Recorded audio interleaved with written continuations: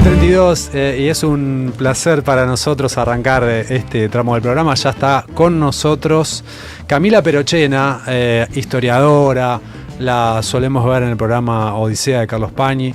Ahí se hizo famosa, ya era historiadora, Camila. No me hice famosa, pero ¿cómo andan, chicos? Gracias, gracias por la invitación. Gracias. Sí, ya estaba haciendo mi doctorado. Cuando entré al programa de Pañi ya había terminado mi doctorado en historia, así que hacía muchos años. ¿Vos sos historiadora e hiciste un doctorado en historia? Estudié historia en la UNR porque yo soy rosarina. Ajá. Esa es mi identidad principal. Bien, es como identidad. Sí. Después hice la maestría en ciencia política en DITELA. Ajá. Y después hice el doctorado en historia en la UBA. Así que pasé por distintas instituciones. Estudiaste un montón, nos dejás casi como una suerte de indigentes culturales a nosotros. Para nada. La ignorancia total. Y me preguntó, ella es una profesional, dijo, pero ¿de qué vamos a hablar en la semana? Yo pido. Ella se prepara, ¿viste? Para hablar, claro. Que para nosotros como que baje un marciano en un colaborador, no es como los periodistas. Claro. No, es para tener una idea, ¿viste? Porque después llego a un lugar y me dicen tal cosa y digo, la verdad que yo sobre eso no sé nada, ¿viste? Claro. Y es una decepción para el de enfrente porque decís, bueno, estás incómoda. ¿Para qué te traje? Escúchame, dijo Carrillo, vamos a arrancar de esta forma, después de la elección en la Ciudad de Buenos Aires, y bueno, la sociedad argentina es así, si le das dólar barato, vamos todos, nos olvidamos, nos ponemos las orejeras y vamos para adelante. ¿Qué tanto hay de eso y qué podemos repasar en la historia reciente y no tan reciente de momentos de atraso cambiario e impacto político electoral? Es lo más habitual el atraso cambiario como instrumento electoral en Argentina. Hay un gran paper de Pablo Gerchunov y Martín Rapetti que se llama La paradoja populista. Ellos vienen trabajando ese tema. Ellos dicen, en Argentina hay como un dilema. Todos los presidentes que asumen desde más o menos 1930 hasta el día de hoy tienen que ver qué priorizan. ¿El equilibrio macroeconómico o la armonía social? ¿Bien? Entonces, siempre está esa tensión. Vos podés priorizar el equilibrio macroeconómico y ¿eso qué significa? Y tenés que capaz de evaluar la moneda, bien, tenés que ajustar un poco, hacer un ajuste fiscal, y eso puede prenderte fuego a la calle, puede hacerte perder elecciones, puede generarte impopularidad. O bien podés priorizar la armonía social y tener ciertas políticas económicas que estén relacionadas con mayor emisión, con aceptar cierta inflación, para mantener, o con el dólar barato, para mantener la calle tranquila o para mantener popularidad electoral, pero a costa del equilibrio macroeconómico, ¿no? Entonces, esa tensión la pasaron todos los gobiernos, diríamos, desde por lo menos el peronismo o incluso antes del peronismo, ya de la década del 30, cuando teníamos una sociedad civil bastante movilizada, hasta la actualidad. Y todos la gran mayoría pasaron por las dos cosas. Es decir, no hay una cuestión, uno podría decir, es transversal. No lo es del dólar barato es transversal. Ajá. En la historia argentina. Vos podés encontrar eso en gobiernos peronistas, en gobiernos radicales, en dictaduras, por supuesto en Alfonsín, en Menem, en el kirchnerismo.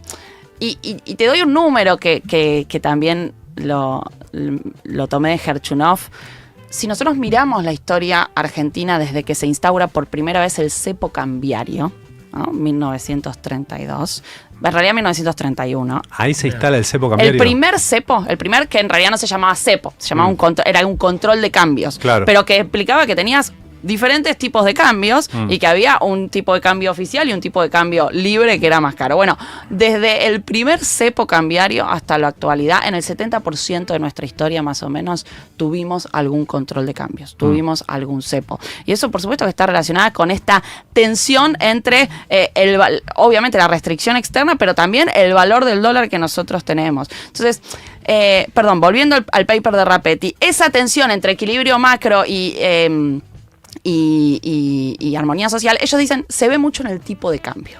Vos podés hacer una historia de la Argentina y de las políticas mirando cómo se va atrasando el tipo de cambio en ciertos momentos y cómo hay que dar saltos para equilibrar ese tipo de cambio, saltos que te generan ciclos de desencanto, ¿no? El libro de Gerchunov y Liach se llama los ciclos, la Argentina de la ilusión y el desencanto, los ciclos de la ilusión y el desencanto. Esta idea de nos ilusionamos, somos potencia, vamos para arriba, vamos a crecer, estamos bien. Eso con atraso cambiario. Claro, y de repente, ¡tuc!, bueno, nos damos cuenta que no se hay puede algo, sostener. que hay un desequilibrio macroeconómico, ya sea porque tenés crisis de balanza de pago, ya sea porque tenés inflación o porque tenés las dos cosas, y eso que te lleva, bueno, tenés que hacer una devaluación y entras en un periodo entonces de desencanto, donde, bueno, se me cae el salario en dólares, digo, porque ese es el gran, por eso aumenta la pobreza. claro, por eso digo, devaluación. distintos gobiernos a lo largo de nuestra historia han pisado o han tratado de sostener un dólar barato. Bueno, porque lo que quieren es que en una sociedad movilizada como la Argentina, el salario real en dólares sea un salario real alto, porque eso te mantiene cierta armonía social, ¿bien? Entonces, y eso obviamente te ayuda a ganar elecciones. Entonces, esto es como el dilema por el que pasaron absolutamente todos los presidentes de distintos colores desde la década del 30 hasta la actualidad en Argentina. ¿Y por qué, ¿no? por qué a otros países no les pasa eso? ¿Por qué a Brasil no le pasa, a Uruguay no le pasa, a Chile no le pasa? Bueno, a ver, no. Muchos de esos países en el siglo XX tuvieron el mismo problema que la Argentina. En ese sentido... No, pero a Brasil dólares no le faltan. No. En el siglo XX yo diría lo siguiente. En el siglo XX muchos pasaron por este tipo de dilemas en países latinoamericanos. La gran diferencia es que algo que todos los países en la década del 80 tuvieron o inflaciones muy altas o regímenes de inflación muy altos o hiperinflaciones en algunos casos en América Latina. La diferencia entre esos países y nosotros es que esos países todos controlamos en los 90 la inflación y los desequilibrios macroeconómicos más fuertes. Argentina, Venezuela y ahora Bolivia son los únicos países que después de haber controlado la inflación en el siglo XXI volvieron a tener regímenes de alta inflación. Bien, entonces volvieron a tener desequilibrios macroeconómicos altos. Entonces, ahí, digo, no es que nosotros desde el siglo XXI, cuando vuelve ya con el kirchnerismo la alta inflación y los desequilibrios macroeconómicos, volvemos a tener un problema que habíamos logrado controlar. Eso no le pasó a Brasil. Eso no le pasó a Chile, ¿bien? Después de que ellos lograron controlar. No le había pasado a Bolivia hasta ahora, que empezó a tener muchísimos más problemas. Perú, por ejemplo, Perú es un caso muy raro, porque vos tenés un país que prácticamente no tiene instituciones ya, no sé, tenés una presidenta que tiene un 2% creo que de popularidad, en algunas regiones tiene un 0% de popularidad, y que todavía puede mantener cierto equilibrio macroeconómico. ¿Qué quiero decir con esto? Bueno, la mayoría de los países aprendieron de esos regímenes de alta inflación que tuvieron en el siglo XX y que pudieron controlar. En nuestro caso, volvimos a tener esos desequilibrios macroeconómicos. Uno podría preguntarse varias cosas. Algunas de las cosas, o ¿por qué? ¿Por qué no aprendimos de la misma manera? Bueno, es verdad que Argentina tiene una sociedad civil con un impulso igualitario mucho más profundo que cualquier, o que la supo tener, mucho más profundo que cualquier otro país latinoamericano. ¿Desde el peronismo para acá? Antes, te diría yo. Hay un historiador que se llama Juan Carlos Torre, que es un especialista en el peronismo, pero que es historiador, sociólogo, tiene libros muy interesantes, y él tiene una idea, una hipótesis, y dice, bueno, hay varios que sostienen esto, pero la Argentina desde el siglo XIX, la sociedad argentina tiene un impulso igualitario. ¿Qué significa esto? Lo voy a poner con un ejemplo que pone un politólogo, Guillermo O'Donnell. Guillermo O'Donnell dice, es un paper sobre la sociedad argentina versus en comparación con la sociedad brasilera. Dice, van dos autos y chocan en una esquina. De un auto se baja un brasilero y del otro se baja un argentino. Al brasilero le dice, ¿vos sabés quién soy yo? Y el argentino responde, a mí qué mierda me importa. ¿Qué quiere decir O'Donnell con eso? El argentino tiene un impulso igualitario de romper jerarquías. Hay en la sociedad argentina algo que viene de muy atrás en la historia, que yo te diría, Tulio Perindón que dice, lo podemos rastrear desde la propia colonia, desde el momento de la Revolución de Mayo, desde el momento de nadie es más que nadie, hay un impulso igualitario que nosotros podemos rastrear de una sociedad civil que quiere ascender socialmente. ¿Bien? ¿Y eso se mantiene hoy? Y bueno, ese es el tema, ¿no? Porque vos tenés distintas etapas en esto. Vos tenés ese primer momento revolucionario, tenés la inmigración, que fue muy importante, la inmigración de fines del siglo XIX, muy importante con para mucho anarquismo en esa totalmente, y muy importante para la organización de la sociedad civil, porque vos no solo tenés una sociedad que quiere ser más igualitaria, o que quería ser más igualitaria, ahora voy a tu respuesta, NASA. No solo tenés una sociedad que quería ser más igualitaria, sino que tenés una sociedad que empieza a estar organizada, movilizada. los anarquistas, los socialistas, empiezan a mostrar que la sociedad tiene capacidad de movilización. Eso es muy importante y nosotros somos uno de los países que más movilizados estamos a fines del siglo XIX. Por ejemplo, uno de los que festeja o los que conmemora el 1 de mayo, el primer 1 de mayo de la historia, en 1890. Bueno, se hace también en Argentina, igual que en otros países, pero eso muestra que acá había un movimiento obrero fuerte. Esto continúa en la década del 30 y continúa obviamente en el peronismo, donde ese impulso igualitario se institucionaliza. Entonces, ¿qué quiero decir con esto?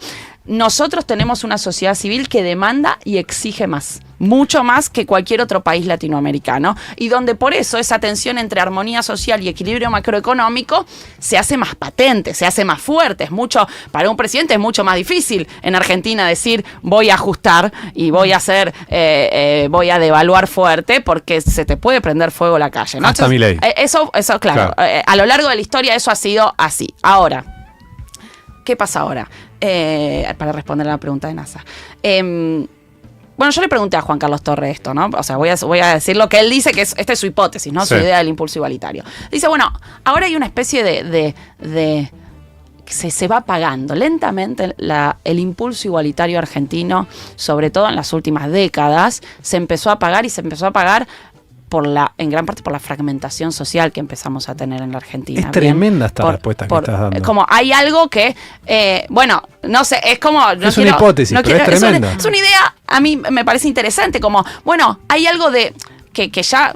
Digo, Argentina ya desde mediados de los 70 no encuentra un modelo de desarrollo de largo plazo, no logra tener largos periodos de crecimiento económico.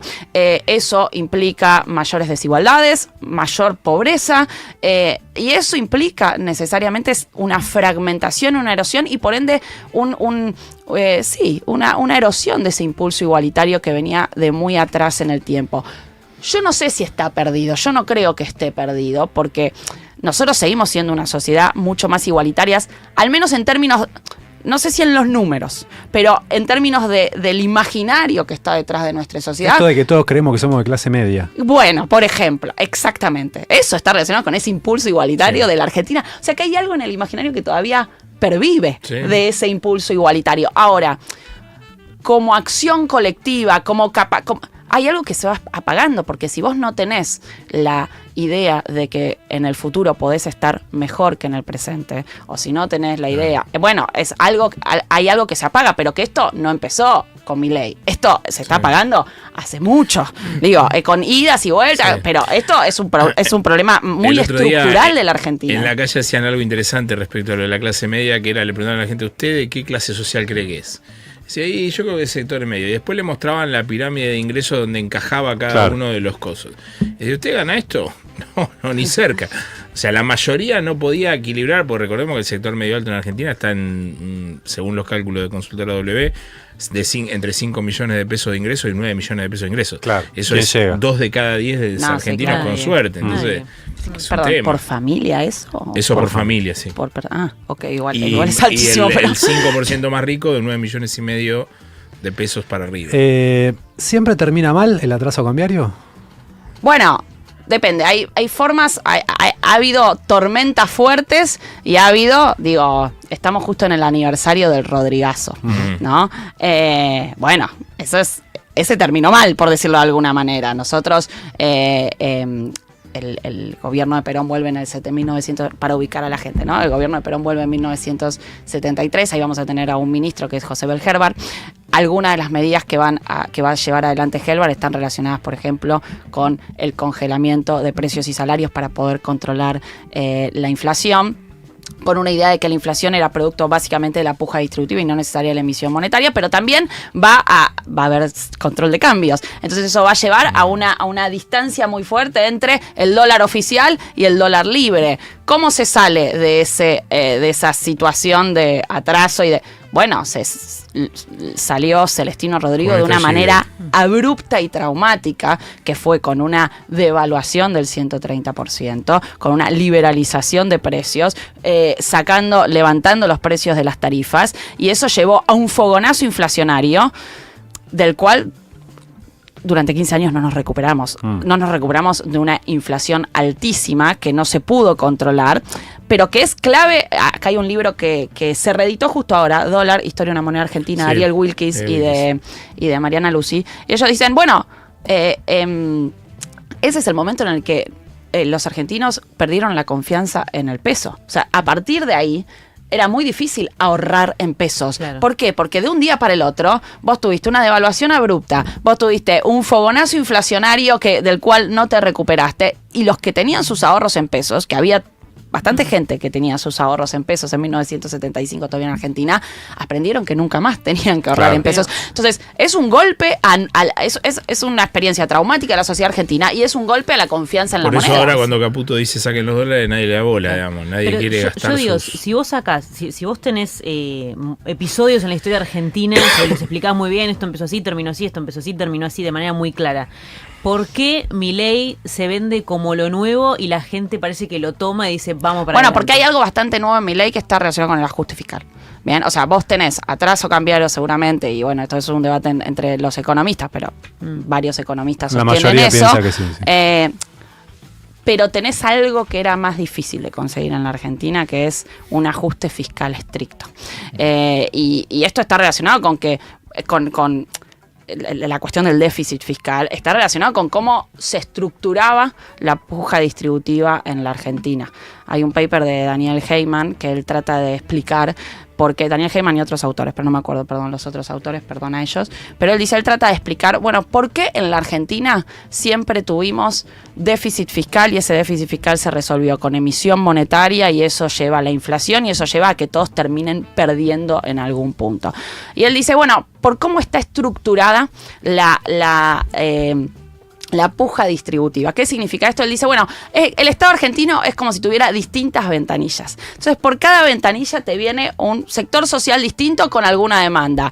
No me bajes las retenciones, dame más planes sociales, subime el salario, no me saquen los subsidios a la energía. Entonces vos, ¿y el Estado qué hace? Bueno, tenés un presupuesto y de repente, como son sectores que tienen capacidad de presión desde distintos sectores sociales, vas diciendo, bueno, esto sí, esto sí, esto sí, y eso va generando déficit fiscal. ¿Cómo se suele resolver eso? Bueno, para poder responder a todo eso con emisión monetaria. Ahí hay una diferencia ahí hay algo bastante estricto en mi ley, de esto no se toca. No significa que en Argentina no haya habido nunca superávit fiscal, pero sí que en contextos de crisis como este, el nivel de firmeza que hay en relación con el ajuste, creo que es lo que se presenta como novedoso. Ahora, eso viene acompañado de algo que no es tan novedoso, que es, bueno, el dólar barato.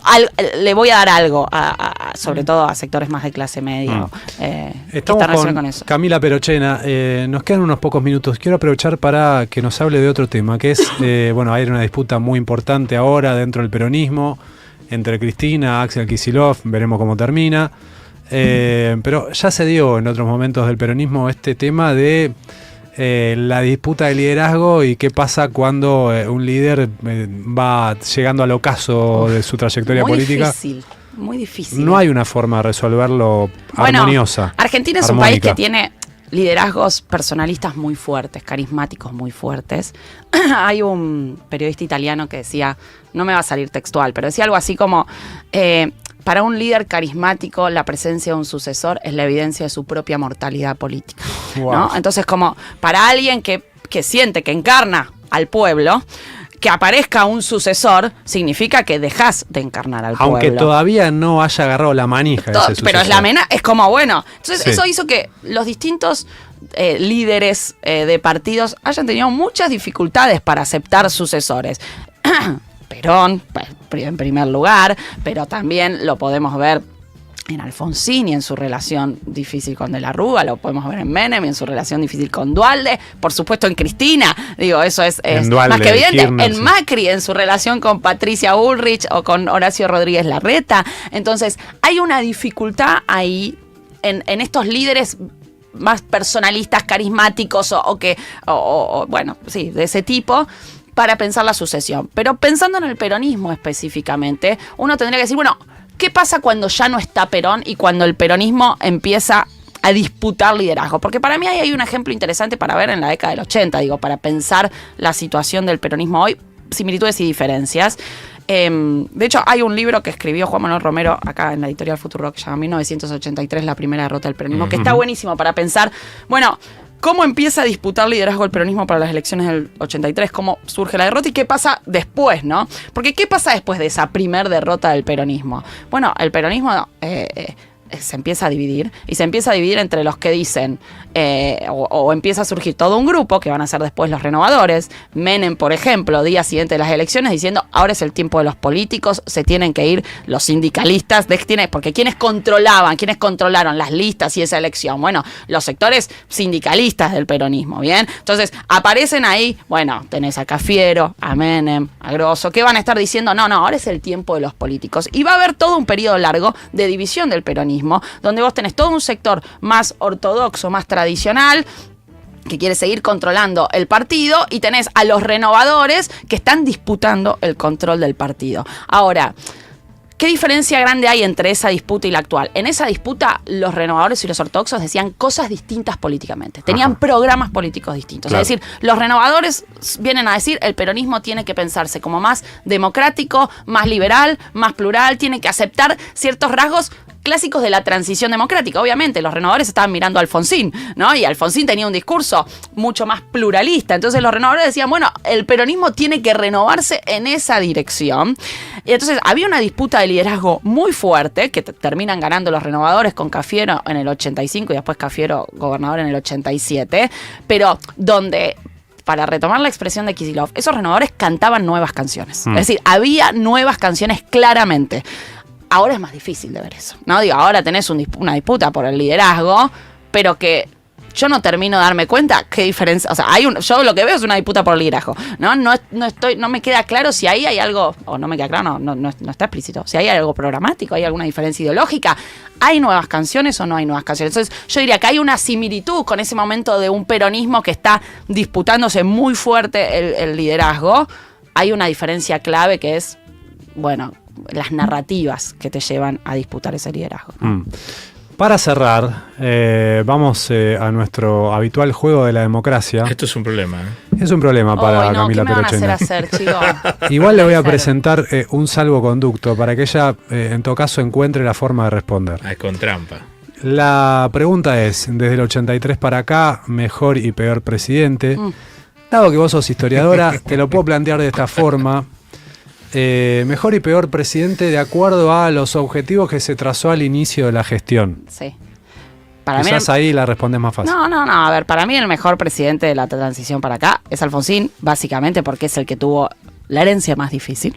Está bien, se fue con hiperinflación, sí, pero el objetivo de tiempo. Pero el objetivo de la transición democrática era consolidar la democracia, y creo que en un contexto de transición a la democracia, primero con una idea de democracia que era muy nueva para la historia argentina, ¿no? Como muy nueva en el sentido de una idea de la democracia que decía, los procedimientos en la democracia importan, las instituciones importan, el Estado de Derecho importa, y la legitimidad de la democracia es lo que hay que respetar, y donde hace algo bastante épico, que es juzgar a militares que tenían todavía las fuerzas, las armas. Entonces, yo lo evalúo en esos términos.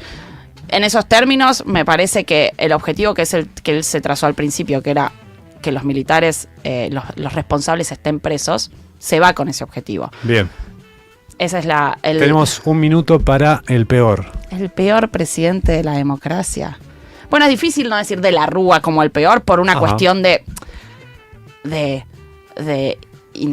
ineficiencia, de un camino que estaba trazado y que se sabía que eso iba hacia la explosión total, y un aislamiento total a la hora de pensar y ver una explosión que todos estaban viendo venir, y que desde el 99, 98 se estaba advirtiendo. Atraso cambiario. Y que está relacionado con me abrazo a la convertibilidad, me abrazo al atraso cambiario, porque con esto voy a llegar.